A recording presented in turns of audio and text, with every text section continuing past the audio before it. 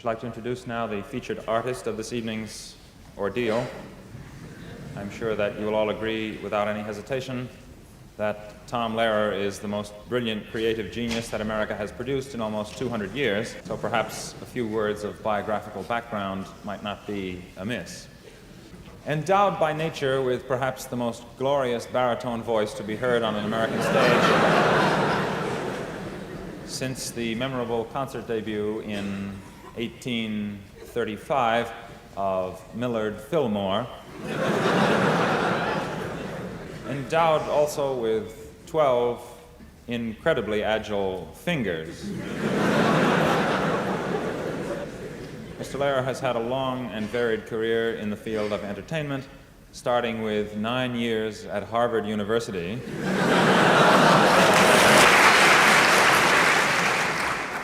where it was that he first decided to devote his life to what has since become a rather successful scientific project, namely the attempt to prolong adolescence beyond all previous limits.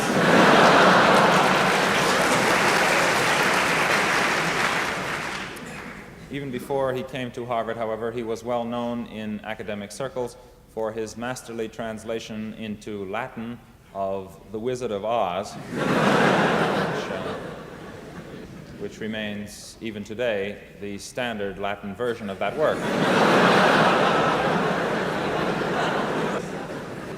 A few years ago, he was inducted forcibly into the United States Army and spent most of his indenture in Washington as a sort of Army liaison to the Office of Naval Contemplation.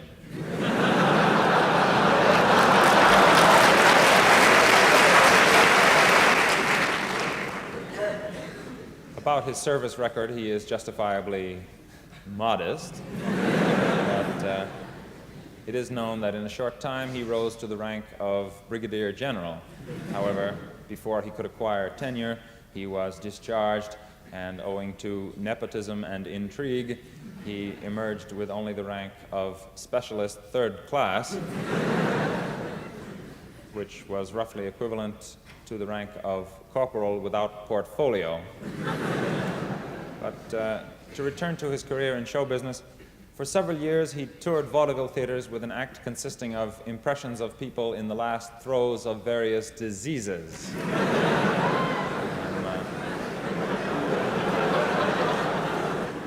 I'm sure that many of you here tonight still recall with pleasure his memorable diphtheria imitation. He is generally acknowledged to be the dean of living American composers and is currently working on a musical comedy based on the life of Adolf Hitler. Without further ado, Tom Lehrer.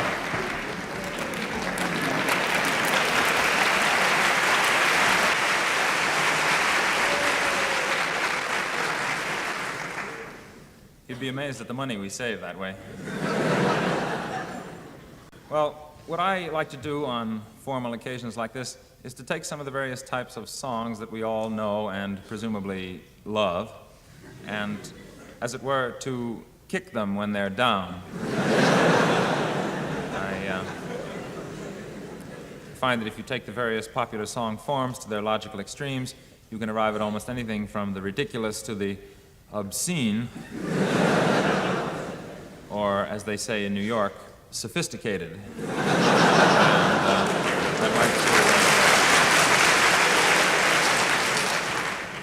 I'd like to illustrate with several hundred examples for you this evening. First of all, the Southern type song about the wonders of the American South, but it's always seemed to me that most of these songs really don't go far enough. The following song, on the other hand, goes too far. It's called I Want to Go Back to Dixie.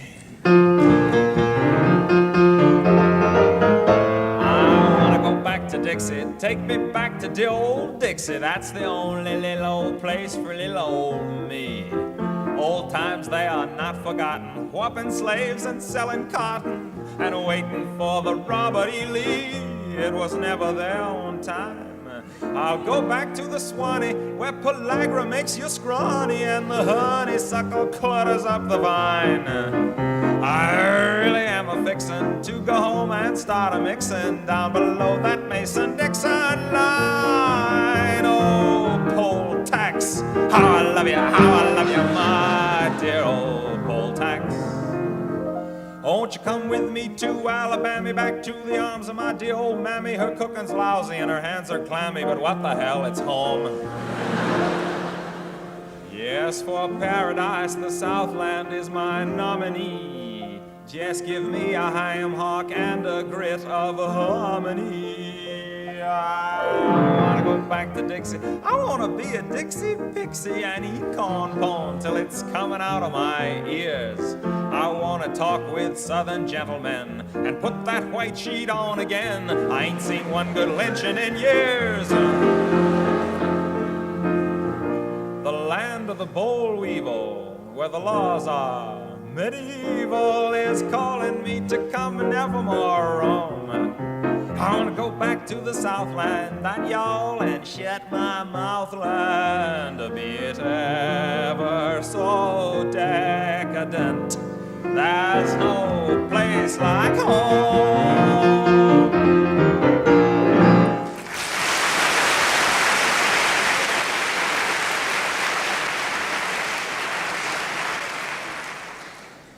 Now, if I may indulge in a bit of personal history, a few years ago I worked for a while at the Los Alamos Scientific Laboratory in New Mexico.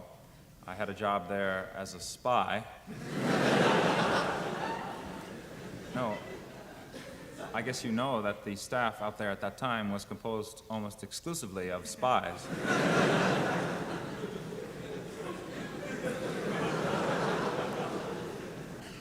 Of one persuasion or another. And while I was out there, I came to realize how much the Wild West had changed since the good old days of Wyatt Earp and Home on the Range. And here then is a modern cowboy ballad commemorating that delightful metamorphosis called The Wild West is Where I Want to Be.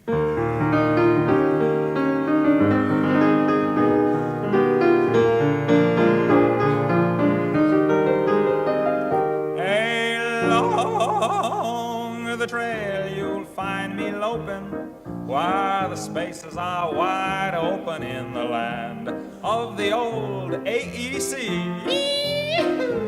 Why the scenery's attractive and the air is radioactive. Oh, the Wild West is where I want to be.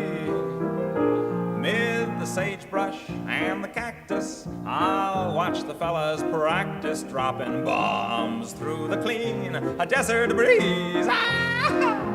I'll have on my sombrero, and of course I'll wear a pair of Levi's over my lead BBDs. I will leave the city's rush, leave the fancy and the plush, leave the snow and leave the slush and the crowds. I will seek the desert's hush, where the scenery is lush. How I long to see the mush, a room of clouds. Mid the yuccas and the thistles, I'll watch the guided missiles while the old FBI watches me. Yes, I'll soon make my appearance, soon as I can get my clearance, 'cause the Wild West is where I wanna be.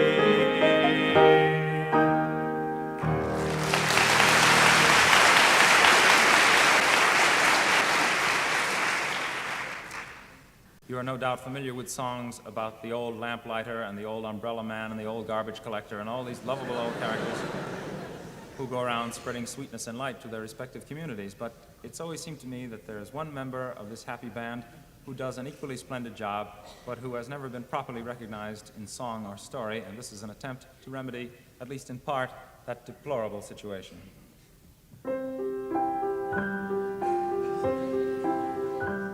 When the shades of night are falling, comes a fellow everyone knows. It's the old dope peddler, spreading joy wherever he goes. Every evening you will find him around our neighborhood. It's the old dope peddler, doing well by doing good. He gives the kids free samples because he knows full well that today's young innocent faces will be tomorrow's clientele. Here's a cure for all your troubles. Here's an end to all distress.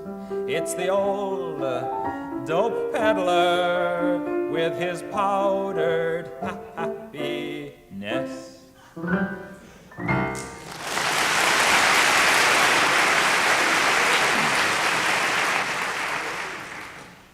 I know it's very bad form to quote one's own reviews, but I would like to mention something that the New York Times said about me a year ago, which I've always treasured. They said, "Mr. Lehrer's muse is not fettered by such inhibiting factors as taste."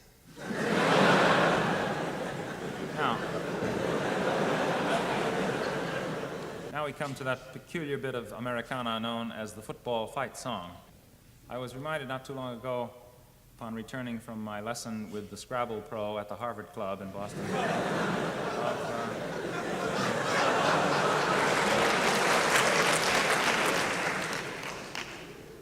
of the days of my undergraduacy long ago, when there used to be these very long Saturday afternoons in the fall with nothing to do. The library was closed. Just waiting around for the cocktail parties to begin. And on occasions like that, some of us used to wander over to the, I believe it was called the stadium, to see if anything might be going on over there. And one did come to realize that the football fight songs that one hears in comparable stadia have a tendency to be somewhat uncouth and even violent, and that it would be refreshing, to say the least, to find one that was a bit more genteel. And here it is, dedicated to my own alma mater and called Fight Fiercely, Harvard.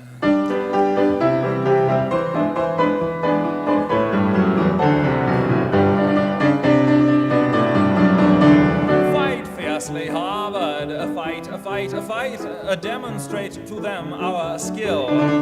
Albeit they possess the might, nonetheless we have the will.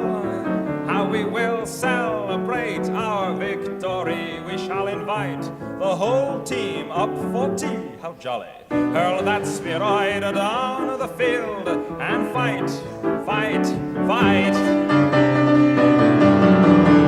Fight fiercely, Harvard. Fight, fight, fight. Impress them with our prowess. Do. Oh, fellas, do not let the crimson dawn be of stout heart and true. Come on, chaps, fight for Harvard's glorious name. Won't it be peachy if we win the game? Oh, goody, let's try not to injure them, but fight, fight, fight. Let's not be rough, though. Fight, fight, fight, and do fight fiercely. Fight, fight, fight.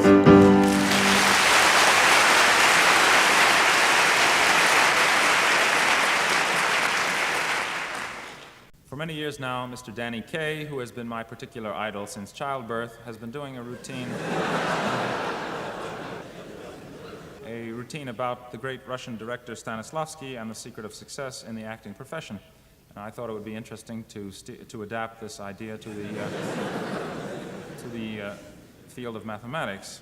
I always like to make explicit the fact that before I went off not too long ago to fight in the trenches, I was a mathematician by profession. I don't like people to get the idea that I have to do this for a living. I mean, it isn't as though I had to do this, you know. I could be making, $3,000 a year just teaching.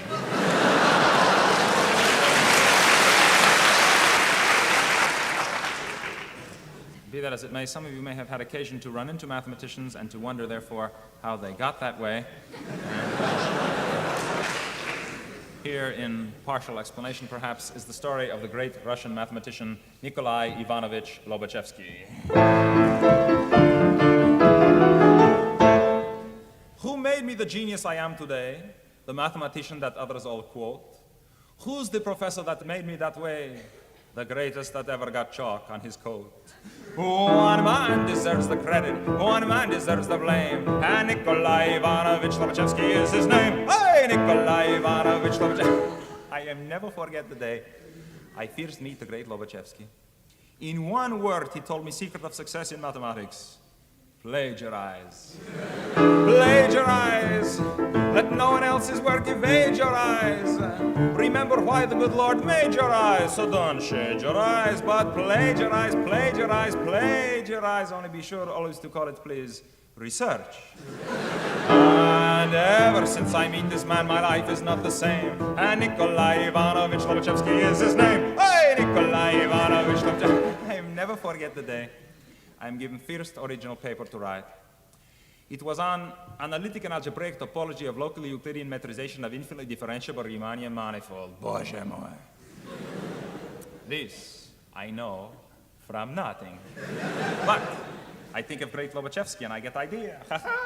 I have a friend in Minsk who has a friend in Pinsk, whose friend in Omsk has friend in Tomsk with friend in Akhmolinsk. His friend in Alexandrovsk has friend in Petropavlovsk, whose friend somehow is solving now the problem in Dnepropetrovsk. And when his work is done, begins the fun. From Dnepropetrovsk to Petropavlovsk, by way of Ilysk and Novorossiysk to Alexandrovsk to Akhmolinsk to Tomsk to Omsk to Pinsk to Minsk. To me the news will run. Yes, to me the news will run. Then I write by morning and night and afternoon, and pretty soon my name in Dnepropetrovsk is cursed. When he finds out I publish first. And who made me a big success and brought me wealth and fame? Nikolai Ivanovich Lobachevsky is his name. Hey, Nikolai Ivanovich Lobachevsky. I will never forget the day my first book is published. Every chapter I stole from somewhere else. Index I copied from old Vladivostok telephone directory.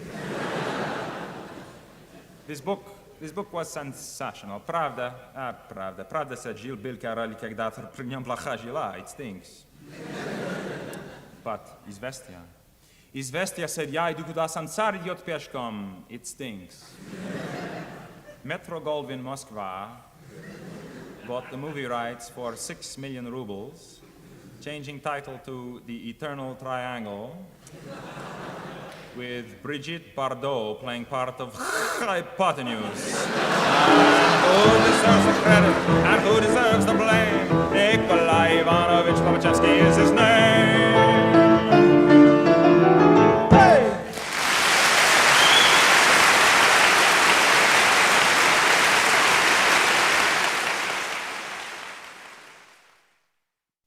Now I'd like to turn to the folk song, which has become in recent years the particularly fashionable form of idiocy among the self-styled intellectuals. You find that people who deplore the level of current popular songs, although I admit they do seem to be recording almost anything these days. Have you heard Sessue Hayakawa's record of Remember Pearl Harbor?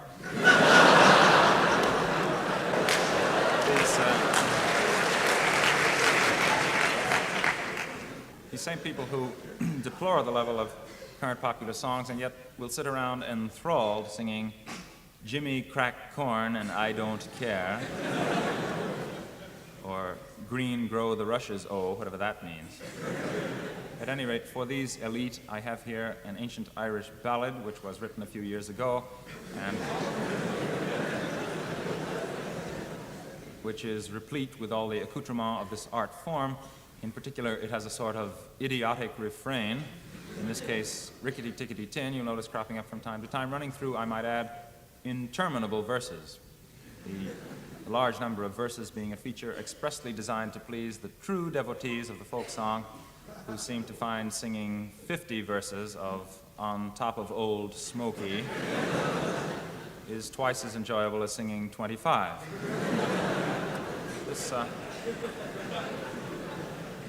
This type of song also has what is known technically in music as a modal tune, which means, for the benefit of any layman who may have wandered in this evening, that I play a wrong note every now and then. I think this song, though, does differ strikingly from the genuine folk ballad in that in this song the words which are supposed to rhyme actually do. I really should say that I do not direct these remarks against the vast army of folk song lovers but merely against that peculiar hardcore who seem to equate authenticity with artistic merit and illiteracy with charm. Oh, one more thing. One of the more important aspects of public folk singing is audience participation, and this happens to be a good song for group singing. So if any of you feel like joining in with me on this song, I'd appreciate it if you would leave right now.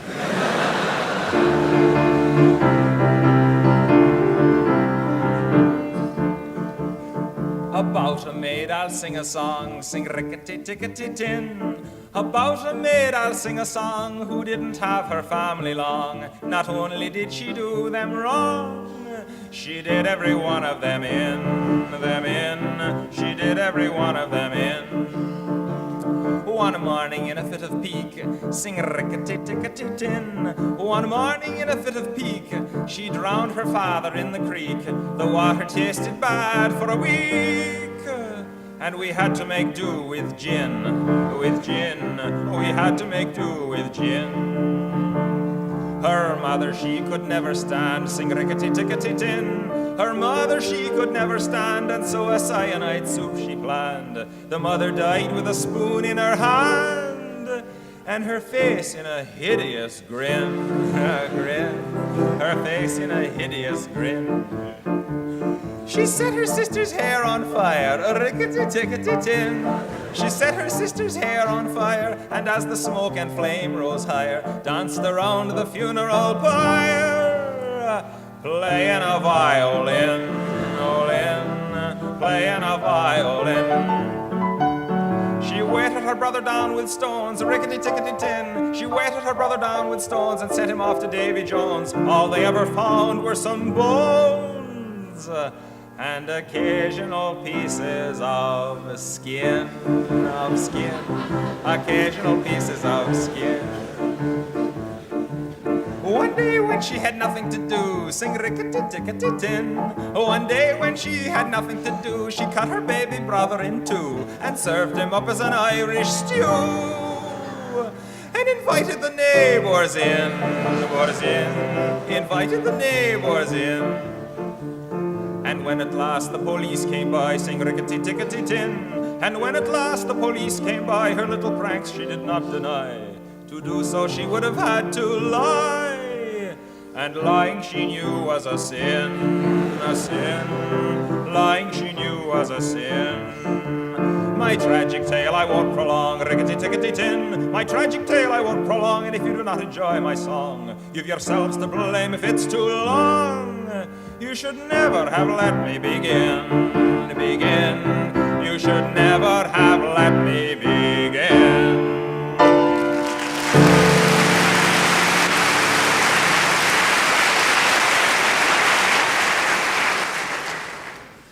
Almost every day during the hunting season, you see at least one item in the newspapers about somebody who has shot somebody else under the impression that he was a deer with a red hat, perhaps.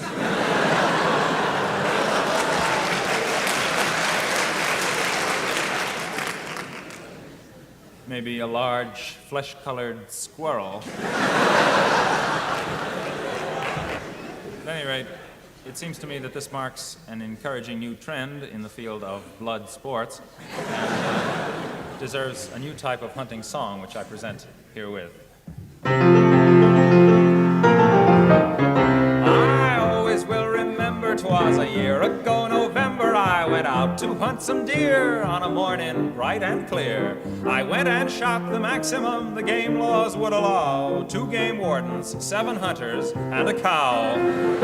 I was in no mood to trifle, I took down my trusty rifle and went out to stalk my prey. What a haul I made that day. I tied them to my fender and I drove them home somehow. 2 game wardens, 7 hunters, and a cow.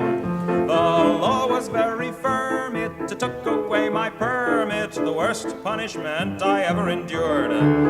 It turned out there was a reason, cows were out of season and one of the hunters wasn't insured. People ask me how I do it and I say there's nothing to it. You just stand there looking cute And when something moves, you shoot. And there's 10 stuffed heads in my trophy room right now. 2 game wardens, 7 hunters, and a purebred Guernsey cow.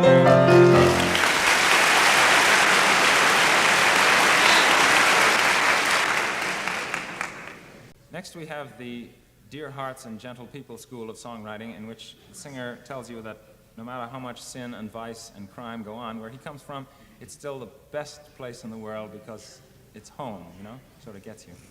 This example is called My Hometown.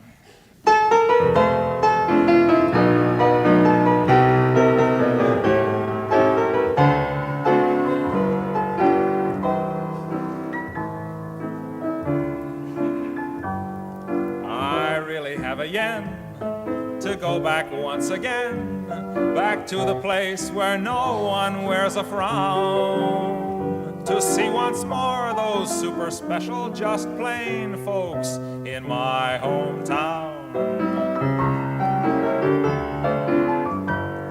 No fella could ignore the little girl next door. She sure looked sweet in her first evening gown. Now there's a charge for what she used to give for free in my hometown. I remember Dan, the druggist on the corner. He was never mean or ornery, he was swell. He killed his mother-in-law and ground her up real well, and sprinkled just a bit over each banana split. The guy that taught us math, who never took a bath, acquired a certain measure of renown.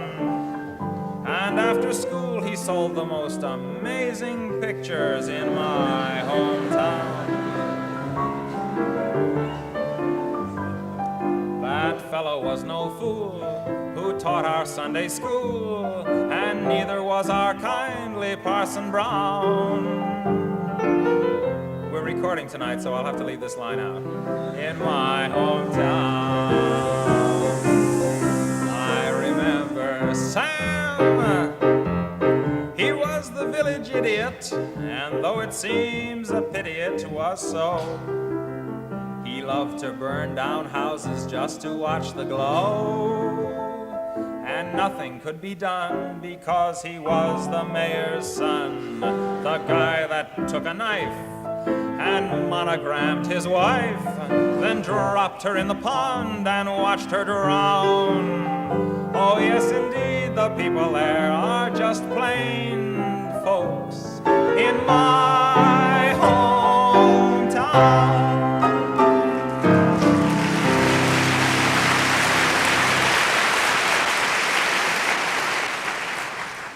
The most popular type of popular song is, of course, the love song, and I'd like to illustrate several subspecies of this form during the evening. First of all, the type of love song where the fellow tells the girl that although the years ahead will almost certainly destroy every vestige of her already dubious charms, that nonetheless his love for her will shine on forever through the years, you know? Another example of stark realism in the popular song. This particular example is called When You Are Old and Gray, and I'd like to dedicate it to anyone in the audience who is still in love with each other. Since I still appreciate you, let's find love while we may, because I know I'll hate you when you are old and gray. So say you love me here and now, I'll make the most of that. Say you love and trust me, for I know you'll disgust me when you're old and getting fat.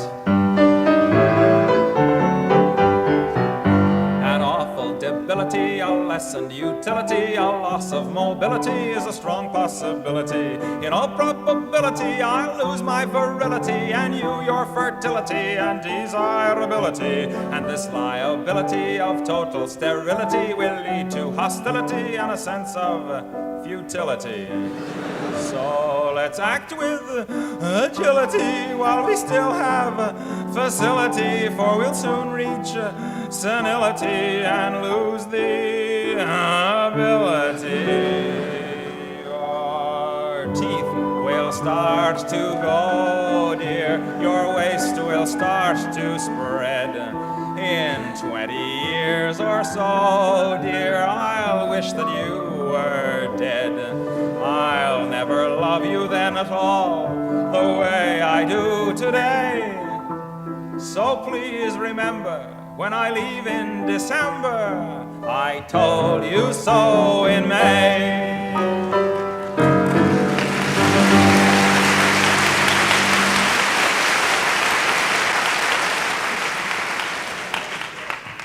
Now, to continue with the love song, here we have the Viennese waltz type of the Franz Lehrer Johann Strauss school, conjuring up images of gaily waltzing couples and probably stale champagne drunk from sweaty slippers.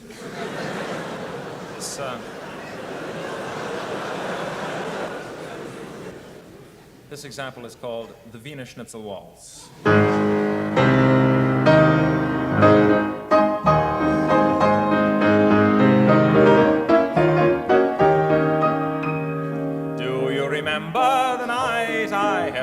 So tight as we danced to the Wiener Schnitzel Waltz. The music was gay and the setting was Viennese. Your hair wore some roses, or perhaps they were peonies. I was blind to your obvious faults as we danced across the scene to the strains of the Wiener Schnitzel Waltz. Oh, I drank some champagne from your shoe. La la la, I was drunk by the time I got through. La la la. For I didn't know, as I raised that cup, it had taken 2 bottles to fill the thing up.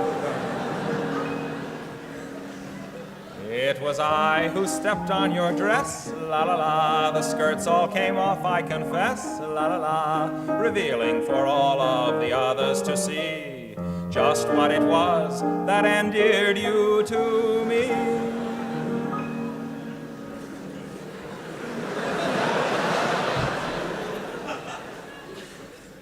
I remember the night I held you so tight as we danced to the Wiener Schnitzel Waltz.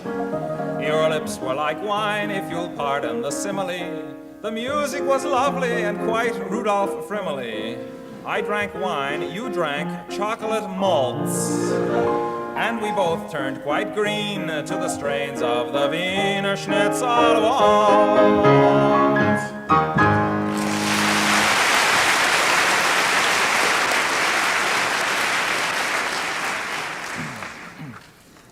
One more love song.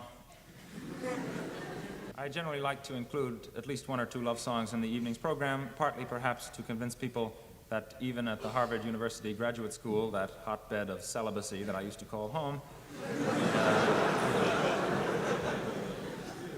we did have our moments. This one is a tender ballad entitled simply, I Hold Your Hand in Mine.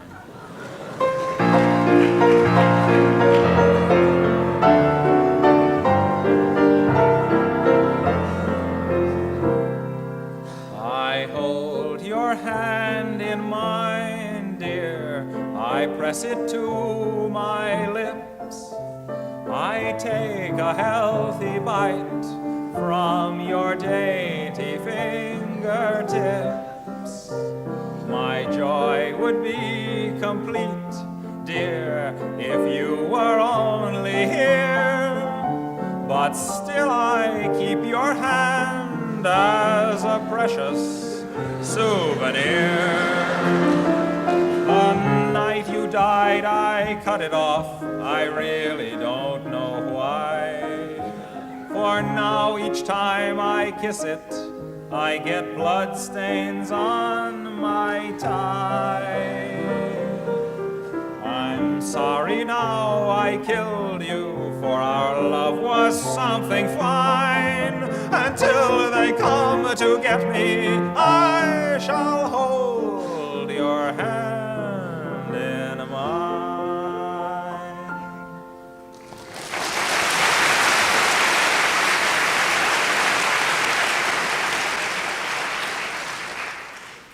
You know, of all the songs I've ever sung, that is the one I've had the most requests not to.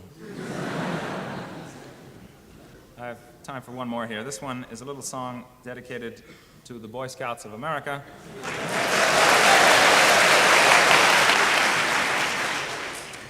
We seem to have a convention here tonight. The Boy Scouts of America, those noble little bastions of democracy.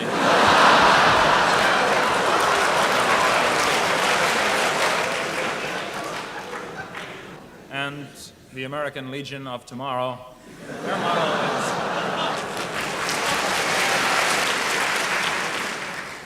I would like to state at this time that I am not now and have never been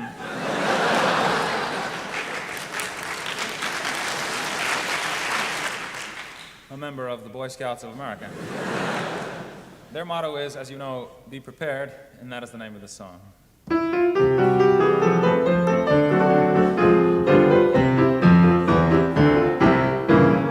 Be prepared, that's the Boy Scouts marching song. Be prepared, as through life you march along. Be prepared to hold your liquor pretty well. Don't write naughty words on walls if you can't spell. Be prepared to hide that pack of cigarettes. Don't make book if you cannot cover bets. Keep those reefers hidden where you're sure that they will not be found. And be careful not to smoke them when the scoutmaster's around, for he only will insist that they be shared.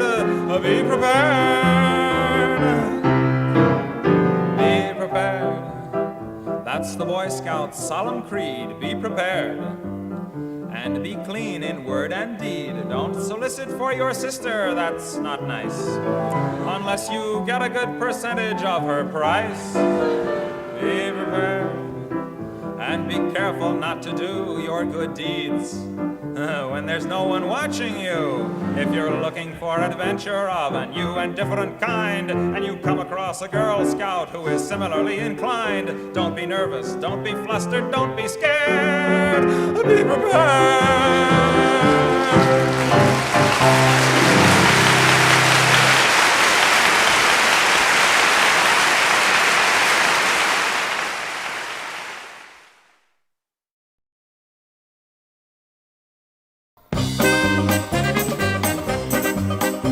You're wearing your squeaky shoes, and right there taking a snooze is a tiger, so how do you walk on by? Silently, silently, silent, L-Y. You're a secret agent man who's after the secret plan. How do you act so they don't know you're a spy? Normally, normal, L-Y. At an eating contest, you boast that you can eat the most. How do you down your 50th piece of pie? Eagerly, eager, L-Y. On the lake, your boat upset, and your clothes got soaking wet. How do you stand and wait for them to dry? Patiently, patient, L-Y. In the public library, you fall and hurt your knee, but the sign says quiet please, so how can you cry?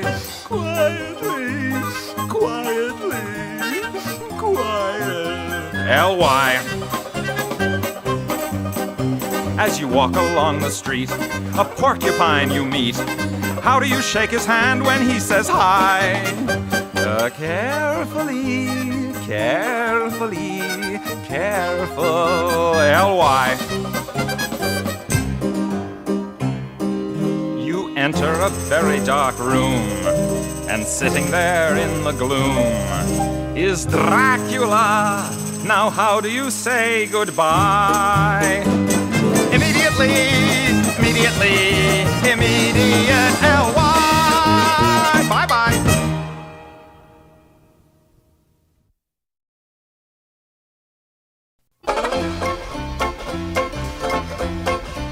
Who can turn a can into a cane? Who can turn a pan into a pane? It's not too hard to see, it's silent E. Who can turn a cub into a cube? Who can turn a tub into a tube? It's elementary for silent E. He took a pin and turned it into a pine. He took a twin and turned him into twine. Who can turn a cap into a cape? Who can turn a tap into a tape? A little glob becomes a globe instantly if you just add silent E. He turned a damn alakazam into a dame, but my friend Sam stayed just the same. Who can turn a man into a mane? Who can turn a van into a vein? A little hug becomes huge instantly. Don't add W, don't add X, and don't add Y or Z. Just add silent E.